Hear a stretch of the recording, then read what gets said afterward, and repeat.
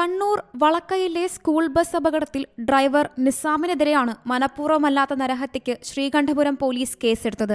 അശ്രദ്ധമായി വാഹനമോടിച്ചെന്ന് ചൂണ്ടിക്കാട്ടിയാണ് FIR register ചെയ്തിരിക്കുന്നത്. നിസാമിന്റെ ഭാഗത്തു നിന്നുണ്ടായ വീഴ്ചയാണ് അപകടത്തിൽ കലാശിച്ചതെന്ന MVI റിപ്പോർട്ടിന്റെ അടിസ്ഥാനത്തിലാണ് നടപടി. സംഭവത്തിൽ നിസാമിന്റെ ലൈസൻസ് സസ്പെൻഡ് ചെയ്യാനും മോട്ടോർ വാഹന വകുപ്പ് ഒരുങ്ങുകയാണ്.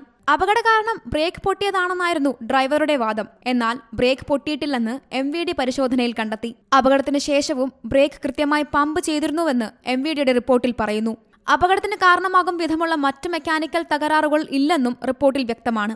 മോട്ടോർ വാഹന വകുപ്പ് എൻഫോഴ്സ്മെന്റ് വിഭാഗം ഇത് സംബന്ധിച്ച പ്രാഥമിക റിപ്പോർട്ട് RTOക്ക് കൈമാറി.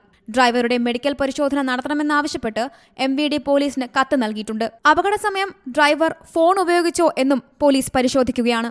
അതേസമയം അപകടത്തിൽ ആക്ഷേപം സർക്കാരിലേക്ക് നീങ്ങുകയാണ്. ഫിറ്റ്നസ് അവസാനിച്ച സ്കൂൾ ബസ്സുകൾക്ക് ഗതാഗത കമ്മീഷണർ ചട്ടവിരുദ്ധമായി കാലാവധി നീട്ടി നൽകിയതായാണ് ആരോപണം. സ്കൂൾ മാനേജ്മെന്റിന്റെ ആവശ്യപ്രകാരം ഫിറ്റ്നസ് കാലാവധി നീട്ടി നൽകാൻ ഗതാഗത മന്ത്രി KB ഗണേഷ് കുമാർ നിർദ്ദേശം നൽകിയതായാണ് ഉയരുന്ന ആക്ഷേപം. സീ മലയാളം ന്യൂസ്, കണ്ണൂർ. പുതിയ വാർത്തകളും വിശേഷങ്ങളും ഇനി വിരൽ തുമ്പിൽ. എല്ലാ ഡിജിറ്റൽ പ്ലാറ്റ്ഫോമുകളിലും ഇപ്പോൾ സീ മലയാളം ന്യൂസ് ലഭ്യം.